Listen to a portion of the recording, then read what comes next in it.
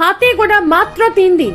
আগামী 13ই মে চতুর্থ দফা নির্বাচন হতে চলেছে পশ্চিম বর্ধমানের আসানসোল ও বর্ধমান দুর্গাপুর লোকসভা কেন্দ্রে। তার আগে শেষ মুহূর্তে প্রচার নিয়ে তৎপরতা তুঙ্গে প্রায় সব কটি রাজনৈতিক দলের। কিছুদিন আগে বর্ধমান দুর্গাপুর কেন্দ্রের তৃণমূল প্রার্থী কীর্তি আজাদের সমর্থনে এক সুবিশাল জনসভা করে গেছেন তৃণমূলের সুপ্রিমো মমতা বন্দ্যোপাধ্যায়।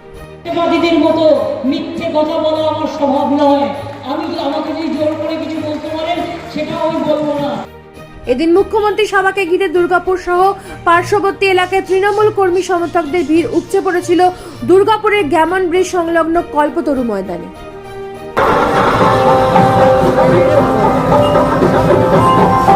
পরের দিন ব্যানাচিটি পাঁচমাথা মোড় থেকে ভেরিঙ্গি পর্যন্ত মুখ্যমন্ত্রীর পদযাত্রায় পা মিলিয়েছিলেন প্রায় কয়েক হাজার মানুষ। অন্যদিকে গেরুয়া শিবিরের প্রার্থী দিলীপ ঘোষের সমর্থনে আয়োজিত জনসভায় উপস্থিত ছিলেন দেশের স্বরাষ্ট্রমন্ত্রী